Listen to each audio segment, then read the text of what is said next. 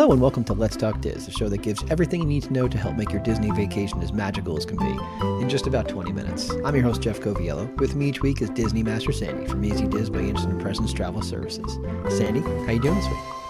I am great, and I am prepared for the show. I went and ate before we spoke. Well, that was what we had encouraged everybody to do last week. So this week we are given, as promised, our second part of 2 episodes on the Flower and Garden Festival. And tonight is all about the food and drink. You know, obviously, it's where they see great money and great interest. So while we have the Food and Wine Festival in the fall, and over the years, we've really watched it grow with the number of food booths and the number of specialty items you could get, we started to see every festival start to grow in their food booths. So we really have pretty much as much food at Flower and Garden as we do at Food and Wine. It just has a different spin to it. I do think because we have 4 festivals a year there, that it's a balance for the chefs in coming up with new things, but also realizing while there are bloggers and podcasters like us, and there are annual pass holders who live local or people that vacation once a year here, there are lots of people who don't make it to the festival every year. And so we're really starting to see a little bit of a changeover. This year, there are 76 food items, but only 17 of them are new. So little bit, about 20% new, 80% repeats and favorites. 93 drink items, kind of insane if you ask me. Yeah. 26 of them are new, so about a quarter that are new. 11 of the 93 are non-alcoholic. So you can see it's very heavy on the drink portion. And then I did not count, because to me it's the same thing, the opportunity to get flights within that. So there are some food booths that you'll go to that have 5, 6, 7 drinks. And so they offer it as a flight of 3 beers or 3 champagnes or all these different combinations of drinks if you want to taste little bits, because there's so many offerings. Well, you've got 76 food items with 17 new ones. And I have a little bit of a different perspective on it before I start to ask you any of your tips. Like, I think when you've got 76 and it's 17 new, sometimes in my brain, that means that the ones that were in existence are popular and they're successful, and maybe they're easier for those kitchens to kind of prepare and push out, so they don't need to change too much. I'm not hating on the fact that there's only 17 new ones. Obviously, we'll talk about some new stuff and whatnot, but I think that the fact that they're bringing back the vast majority of them means that they've probably found a rhythm and some sort of success in those things. The drinks are easier, I think, to change. It honestly, it makes it easier on me and on so many other people. Sure. There are times trying to get through 30 or 40 new items that it's hard. I think the one downside is when you have somebody who's a little bit more of a picky eater like me, especially no seafood. There was a lot of seafood this year. It does cut out some of the items, but there is definitely no shortage of great things to eat and drink anywhere. So listen, before we get into that though, like, give us whatever tips that we think we need for folks. You said a lot of people haven't been. Give us some tips before we start diving into the actual food and wine. I would love to. The first is to know that the food booths don't open when Epcot opens, even though some of the dessert items would make awesome breakfast items. The food booths do not open till 11 a.m. So if you're rope dropping at 8:30 for an on-site guest or 9 a.m. for a regular guest, don't go camp out for 2 hours at the food booth. It's not worth it. Right. You will see some of them cooking. Some of the ones that have smokers and things, the chefs are there and they're working, but they are not open yet. It doesn't just happen. It has to be prepared. That is right? correct. Yeah. And some of it, they obviously definitely start in another kitchen. When you see the size of some of these food booths and what they put out, they all deserve a gold star, because it is just a tiny workspace. Yep. And they are, even if it's not cooked there, they're doing all the finishing there and the decorating, and it is all coming out like a masterpiece. So kudos to them. Yeah. What else? Try to go on off hours. Obviously, everybody wants to eat from 12 to 1 and 5 to 7. I will say that mid-afternoon, because again, people are there right online when it opens. Mid-afternoon is a great time to go to the booths between like 2 and 4:30. The park is definitely more crowded in the evening, especially with the concert series, and much more crowded on the weekends of festivals. So if it's all about getting to the food for you, go for during the week and during the day. The other thing that I would say is there does not seem to be a rhyme or reason to the lines. If you get somewhere and the line is huge, as long as this isn't your only opportunity to be in Epcot, skip it. Even if you go back an hour later, I've seen lines that are out the queue and I'm like, there's no way I'm waiting for this. And I'll go to maybe an attraction and another food booth and run into a gift shop and come back 45 minutes later and I'm number 12 online instead of number 40. So use your time wisely. It's a good one. And the last is use your snack credits from the meal plan wisely. There are items available, everything except for many of the alcohol beverages are available for snack credits. And the prices range on the items that I purchased from $4.49 to $11. So an $11 snack That's is a home run. great use of that Yeah. meal plan. All right. So it's daunting, right? So where do you want to start? I mean, having just come back from visiting it, give us where we should begin. I think we've talked about that there is no festival center. We talked about that last week, even though they just did that huge makeover. But they did create Communicore. And I think that's really kind of where they're starting. So there is an outside window that has 2 of the new items, a conch fritter with a key lime sauce. And for some reason, they want us now to believe that Florida is all about strawberries. Listen, I've been to the Hoop-Dee-Doo. They are definitely all about strawberries. You know, I guess they no longer want to be the citrus state. Right, I'm not sure. But they had Florida strawberry shortcake. And there were a couple other spots where they talked about Florida strawberries. And it's funny because about 2 days before the festival, one of my friends who lives about 15 minutes from the park actually posted a picture of her family out strawberry picking. And I was like, wow, did they set you up to do this? So great strawberry shortcake. It is a very small portion, not a great shareable one because it is so tiny, but very tasty. And then if you head inside to Communicore, this is where they get people like me. And they've done this for a while, and I don't know why, but they try and rotate through different seasons. So inside of Communicore, there are foods available March 5th to April 5th. Then the menu will change April 6th to May 3rd and change again May 4th to June 2nd. And one of the things that they've got in each of the 3 seasons there, they clearly have a soft serve machine and they're trying to put it to good use. Yeah.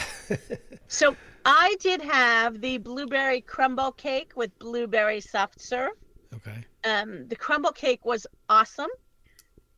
But I will say it was so sweet that when I had the blueberry ice cream, it didn't taste as flavorful as I would have loved after the big flavor of the fresh fruit. I am waiting. We always tease my nephew. His top Thanksgiving item is corn souffle. And I have never heard of a corn cookie before. But starting April 6th, that blueberry crumble will go away. It's being replaced with a warm corn cookie with a sweet corn soft serve. Say that 3 times fast. I'm not sure who decided. Those are not typical cookies and ice cream flavors to me. So no, I am curious to hear how that goes. Yeah. And should it not be a hit on May 4th, it switches over to a peach cobbler with a cinnamon gelato. And all three of those are new treats. So that's an awesome place to start. It's also a great place to get out of the sun. We talked a little bit about the Zen in there. So definitely stop by Communicore. Yeah, no, it sounds great. I love that it rotates. I think that's kind of fun. It gives incentive, especially to people that are local, to come back and try it at a different time of the year. I think that's kind of cool. Where do you want to go next? So I'm not sure how much of a coincidence this is, but currently the main pool, Stormalong Bay, over at the Yacht and Beach Club is closed for a major refurbishment. Yeah. And so I think they were looking for great places for some of the chefs at the poolside right there to go. And there are two spots set up. We talked last week about the beach club playground. And on either side of the playground is a new beach grub on one side and a yacht grub on the other. I am not a seafood eater, but I have to say the seafood bake looked phenomenal. It's shrimp, mussels, clams, sausage, red potatoes, and corn on the cob. Nice. I did talk to both the chef about it and several people online behind me that purchased it who all said total thumbs up on that. And then I was debating on whether to try this new dessert, and I thought it was phenomenal. It's called a s'mores bar. It's a fudge brownie on a stick covered in dark chocolate, toasted meringue, and smoked graham cracker. Huh. Holy crow, was it rich but awesome. Well, it's like a spin on, because over by the Yacht and Beach Club, they do, and a lot of the resorts do, is they do the s'mores at night, Correct. with a movie. So that's a nice little twist. It is not a large serving, but it is definitely rich enough that you could easily split that so you have room for other desserts along the way. That's fun. What about the yacht grub menu? The yacht grub menu I didn't find overly exciting. I thought they could have done a little bit better with it. Chips and dip is one of their items. It's a new one. We'll see if it actually survives. 3 different dips for your house-made potato chips, a caramelized onion dip, a whipped feta dip, and a pimento cheese dip. Again, I think on the side of the playground, they went for chips to go with it. And how do we make chips exciting for kids? Sure. I'm not sure I know many kids that are dying for whipped feta, but hey, worth a try. Or pimento cheese. Let's be fair. It's like straight out of the Masters right there. I don't know that the kids are interested in that. And I think along that same line of like, how do we give them something to eat? They made a charcuterie plate that they're calling a meat assorti. Okay. Ham, salami, pickled mustard seeds, tomato jam, truffle oil, and a grilled ciabatta. So a little bit more fun for people. Interesting. Okay. So that's cool. What else is new? What else is new? Well, not the brunch cut stop, but I thought it was worth mentioning because it is a favorite that came back. Okay, then tell me about it. And it has an avocado toast. We know everybody, avocado toast is the hot thing Sure, for yeah. this generation. But that one in particular is just a work of art. The presentation on it with edible flowers, like many of the snack items have, was amazing. And the item that I tried getting for breakfast last year that I thought should have been open but was not at Brunch Cat is a fried cinnamon roll bite with a cream cheese frosting and candied bacon. I mean, tell me that doesn't say vacation breakfast to you. And I'm sure the kids, just as you mentioned in the last show, if I don't get something sweet right now, I'm going to lose it. That's right. So I'm sure that that family that you mentioned last week found their way over to the fried cinnamon roll bites. It is a good one. The new thing that I did try that I'm 50-50 on how much I loved it. Okay. I'm a big French fry eater. So at the refreshment port, they had seasoned French fries. They were very nicely seasoned. But then it had this odd combination on top, and I get it. It was very thematic. And of course, it had a live edible flour on top.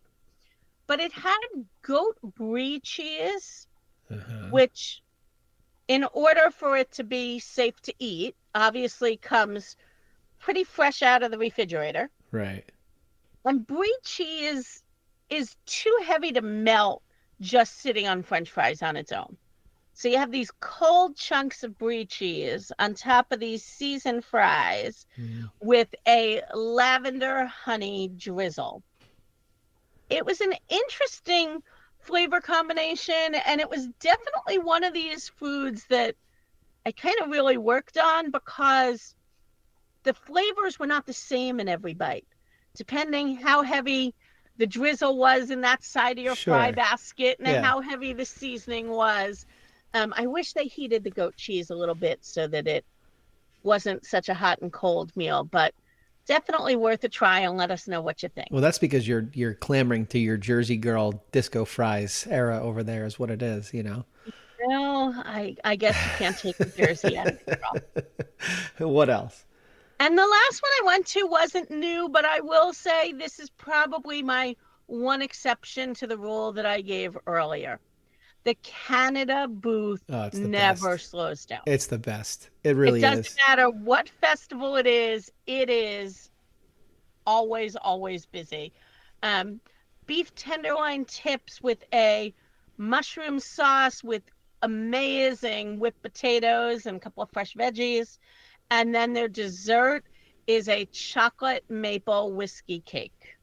Oof. So can't go wrong there. No. So hit Canada up early. Again, that's not going to be a no-line spot. And maybe you can divide and conquer. One of you get online at Canada, one of you right next door at the refreshment port for those fries, and give it a try. Well, I know that one of our tips constantly was always we like to get the gift card, preload it with a certain amount of money that we know we're comfortable spending, and then take the walk around the World Showcase and say, all right, this is what we're doing. When we're out, we're out. That's what it is. And then you kind of see what strikes your fancy over there. It doesn't really matter what festival it is, right? Because these booths are awesome in all of them, but it sounds like what you experienced was a good time. But see, that's why you need a meal plan. Then you can use all those snack credits. That's not enough. I mean, let's be fair. Who wants to get a bottle of water or a Diet Coke with their snack credit when you can get one of these awesome treats? Listen, you're right. You're not wrong. But before we say goodbye, is there anything that you want to leave folks with, about the culinary experience at Flower and Garden Festival this year? I would say when you're there as adults and depending on your children, it's very easy to constantly graze and skip a meal. It is hard, even though Disney's done a good job in the last couple of years of adding a lot more tables. It's not like going to a food court where you can go grab food from 4 places and get back together and all sit and really eat. Correct. So think carefully. Sometimes I find with a bigger family, it is easier to do this as an early or a late lunch versus a dinner, which I know a lot of our clients love to do. And find yourself a lovely garbage can with a view. There you go. Sandy, thanks for taking the time this week, and thanks for going down and trying all those things as you always do. I really appreciate it. Have a great week. My pleasure. Bon appetit, everyone. That's a wrap this week on Let's Talk Diz. If anyone you know could benefit from this or any show, please share, have them like and subscribe. And don't forget to reach out to the folks at Easy Diz by Instant Impressions Travel Services for any Disney destination planning. Make it a great week. And as always, keep making memories.